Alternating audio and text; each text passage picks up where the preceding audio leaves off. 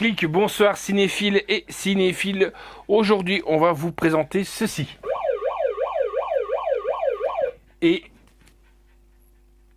vous avez 12 heures pour survivre et je l'envoie. Ben, si vous avez compris fatalement, il faut passer la nuit. Et il s'agit de, bien entendu, Nightmare, American Nightmare, les origines. Qu'est-ce que je peux dire de ce film?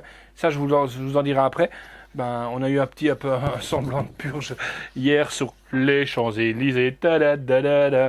Voilà, ben, American Nightmare 4, les origines. Déjà, on remercie aussi donc Anne Patrijon de nous avoir envoyé ce film. Aussi le Forever, car nous avons été le voir en avant-première à l'époque pour la sortie donc des origines. Pour ma part, je suis déçu de cet opus. C'est les origines, ça on le comprend bien, je vais le répéter. The First Purge, la première purge. Mais je m'attendais quand même à mieux. Voilà. Donc, le petit synopsis. Peu après, on regardera la bande-annonce. Et peu après, on se retrouvera pour en discuter. Pour faire passer le taux de criminalité au-dessus de 1% le reste de l'année, les nouveaux pères fondateurs testent une théorie sociale qui permettrait d'évacuer la violence durant une nuit dans une ville isolée. Mais lorsque l'agressivité des tyrans rencontre la rage des communautés marginalisées, le phénomène va s'étendre au-delà des frontières de la ville, test jusqu'à atteindre la nation tout entière. Et ben moi, on va aller voir si ça pourrait nous atteindre éventuellement, quoique on n'en est pas loin.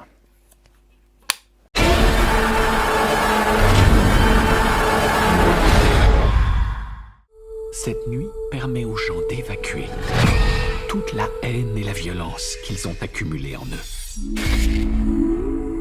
Ça ne te rendra pas ton fils. Tu ne te sentiras pas mieux. Merci. C'est une nuit qui caractérise notre pays. Mes chers concitoyens, ce sera une tradition que nous célébrerons chaque année. Participez à la première purge. Isaiah, viens dire au revoir. Tu vas assurer, Frangine. Comme toujours. À ce soir. Cette expérience controversée de légalisation du crime est appelée la purge. Isaiah et toi, vous allez rester avec moi pendant la purge. On s'en sortira tout seul. Nous sommes avec le docteur Optel qui a eu l'idée de cette expérience. Docteur, la purge est-elle politique? Elle est avant tout psychologique. Si on veut sauver notre pays, on doit évacuer notre haine pendant une nuit. Cette nuit, on va voir le bien et le mal en chacun de nous. Ce message d'alerte annonce le commencement de la première purge. Notre quartier est assiégé par les troupes d'un gouvernement qu'on n'a rien à foutre de nous. Dès que retentira la sirène, tout crime, y compris celui d'homicide, sera légal durant les 12 heures qui suivront. Il y a des tas de gens bien dehors qu'on va devoir protéger. Tous les services d'urgence seront suspendus. Il faut se préparer au pire. Votre gouvernement vous remercie de votre participation. Des fêtes? Vous aviez prévu une participation plus importante? La nature humaine n'obéit pas aux lois de la politique. Putain, c'est quoi?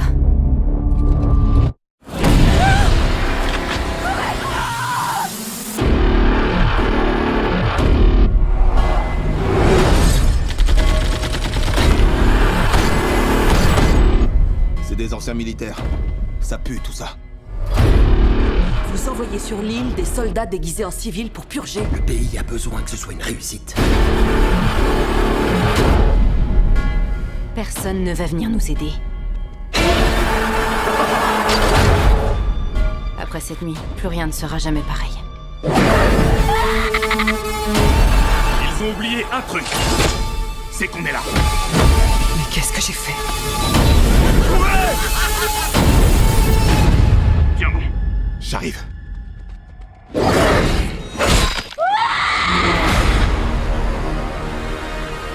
Souvenez-vous des bienfaits de la purge.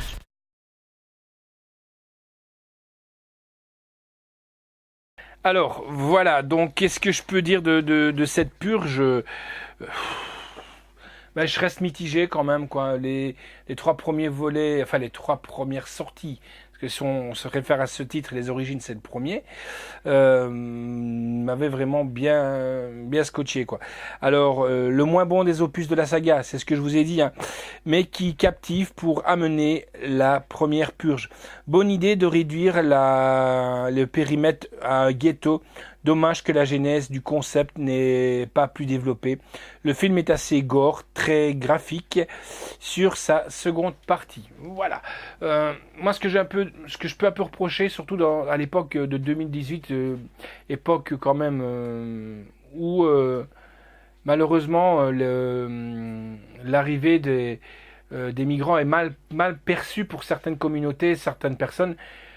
On voit que beaucoup, malheureusement, les personnes qui vont se voir purger, qui vont se voir attaquer par des bandes rivaux, donc des rivaux, ce sont pratiquement, malheureusement, des communautés noires, et je trouve ça un peu dommage. On aurait dû un peu, de celui-là, mélanger un peu toutes les communautés qui allaient se faire agresser.